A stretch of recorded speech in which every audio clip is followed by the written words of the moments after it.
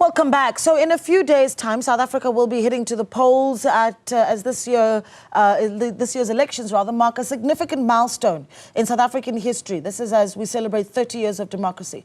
Now, the Energy Council of South Africa has dismissed suggestions that the suspension of power cuts is due to political pressure and the polls. Well, are we yet to see an end to South Africa's energy crisis? Let's have that bigger discussion. And for that, we're joined by James Mackay, who is the CEO of the Energy Council of South Africa. James, a good morning to you. Thank you so much for giving us your time. I will try to do a little bit of counting earlier as we started the show. I think we're sitting at about 47 days of power.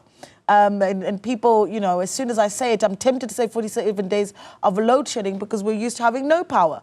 But 47 days of power, and you say this is not electioneering. Let's let you start there. Thanks, Naledi. Very good morning. Yes, it's super exciting, and I think it will eventually sink in that this is the new normal. We are supposed to have power.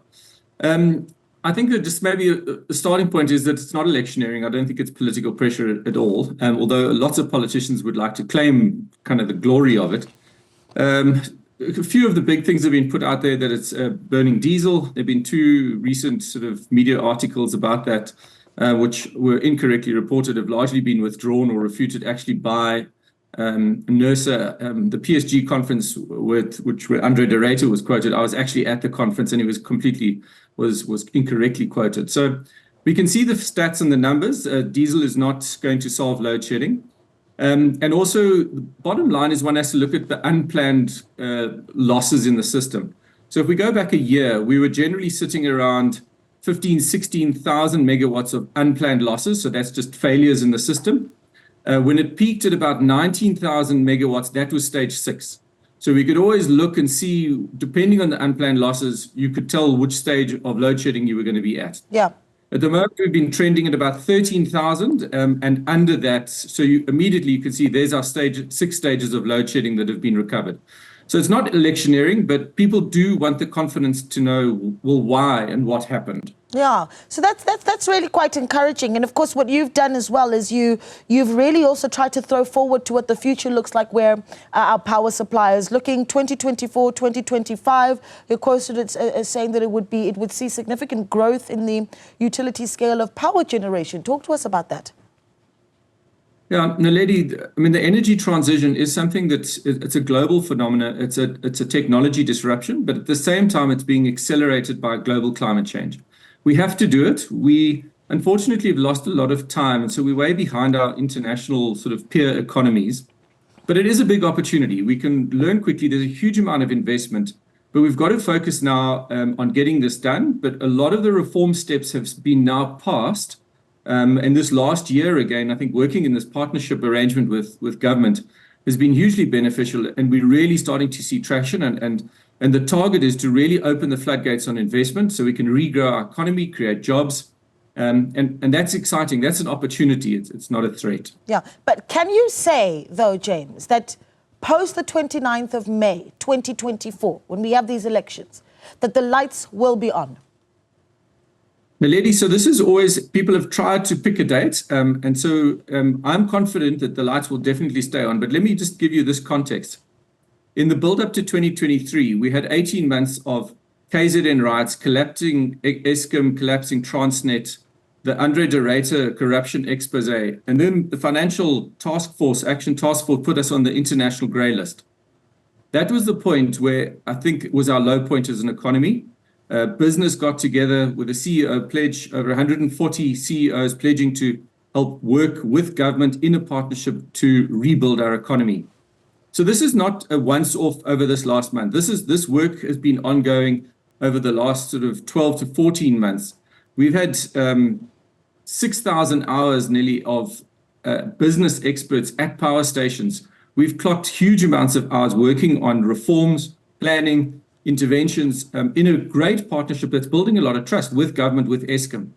So that's really what the outcome is, and it will continue. There's a firm commitment that this will continue through into 2025, and it's really about rebuilding the economy. It's got nothing to do with politics. We've all said elections is just a date in the calendar.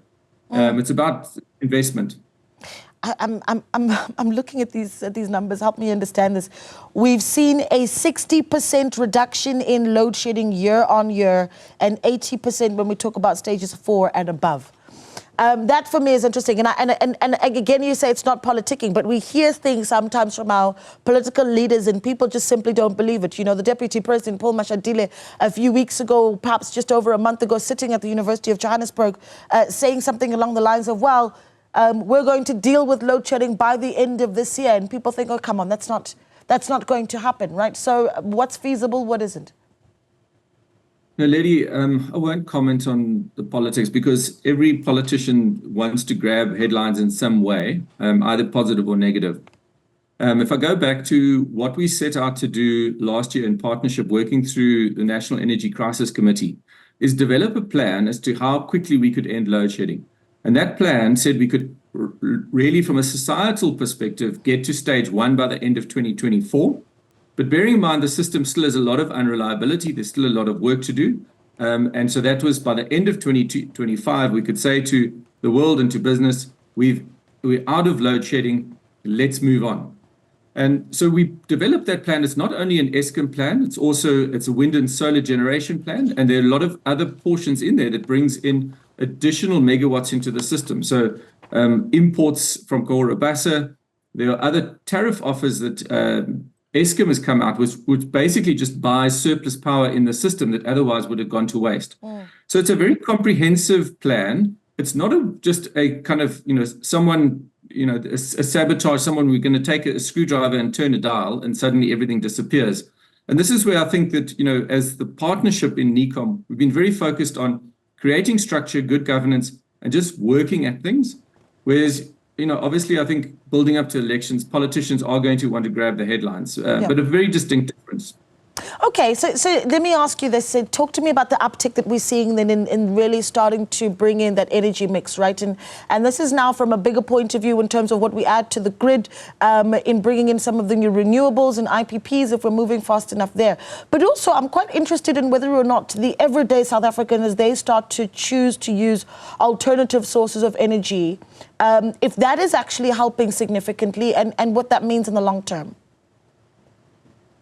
So we're at the cusp of a really major sort of reform in our sort of energy sector, which most of the world has already all done, which is really moving from the centralized utility. So our Eskom, which is sort of plans, does, controls, generates, controls transmission, and even really impacts a lot of and controls a lot of distribution. So really municipalities are just resellers.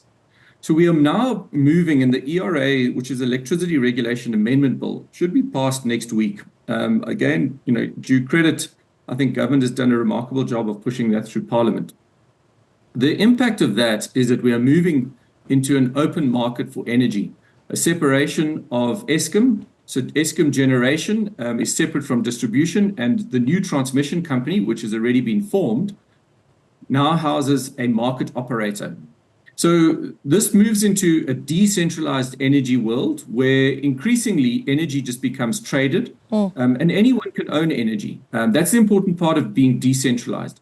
So it's a very big shift for government. And I think around the world, governments have had to change the way they look at the energy sector, the way they regulate. And it moves from this sort of controlled central mentality or ideology to an open market-led investment and private sector-led ideology.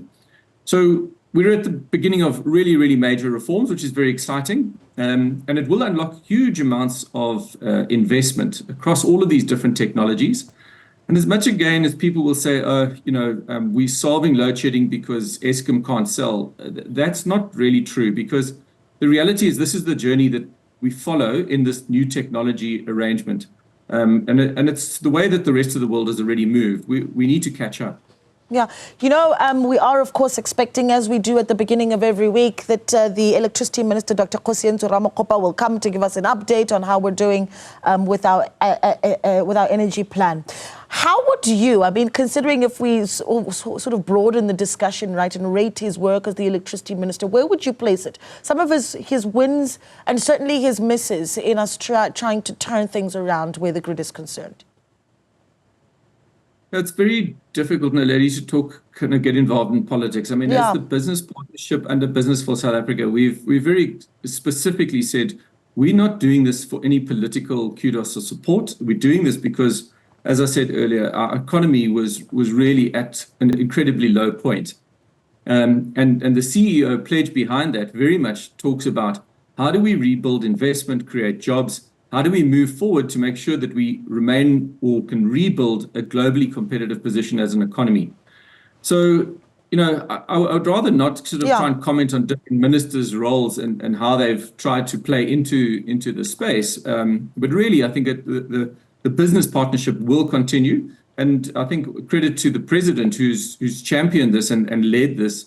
And previous political dispensations wouldn't entertain sort of a partnership and engagement, robust engagement with business. But I think our president has, which it made a huge difference. Yeah, and I can understand how difficult it must be to talk politics, or at least comment on what the politicians are doing when we're getting closer and closer to elections. But then is there a concern? And again, if you can't, I'm going to give it a shot though. A concern about stability in policy, in the policy direction after the 29th of May? No, I think, Naledi, there's a huge amount of confidence has come into the system just off the back of this partnership. I mean, bearing in mind, we meet almost every 2 weeks with the DGs in government to talk about progress and updates and actions. And every 6 to 8 weeks under the Business for South Africa leadership, we meet with the president and ministers. So it's been an ability to create a lot of transparency, put a lot of pressure on what needs to be done. And there's a very firm commitment from the president, bar the elections, is that this program will continue, the partnership continues, and we've got to keep working on these things. Yeah. So I think it's agreement that we're doing the right things, and we have made huge progress. And I think the Electricity Regulation Amendment Bill should be going through next week and then assenting by the president. And that really then anchors the major reforms for the energy sector in a very positive way. So I think I'm very confident we're in good space and we're moving forward regardless of elections. I think it's I think we've had bad news for so long as a country that when you do hear good news, it's hard to sort of let it sink in. So I'm gonna ask this question again, just as we wrap up then to say, are you essentially saying that as we stand right now, we are not putting strain on the grid as we close off, James? Hundreds, Naledi. No, I am absolutely convinced. I see the numbers. I mean, I chat to the GC, the Eskom, to Dan on a regular basis, and the head of generation, Becky Khumalo. They, are really working hard. There's a great partnership we've got. I mean, in April, we had 112 business experts at power stations working on analysis, root cause analysis, coaching and mentoring. There's a real genuine partnership. I'm quite convinced, absolutely convinced, is that the right things are being done. There's still a lot of work that needs to be done. The system is very unreliable. We will still have load shedding, but we have definitely turned the corner. We're on the road out of load shedding, and the lights won't get turned off on the 30th. And we really need to use this opportunity to build business confidence, because if we can't unlock investment, job creation, and growth in business, then we might as well have the lights off.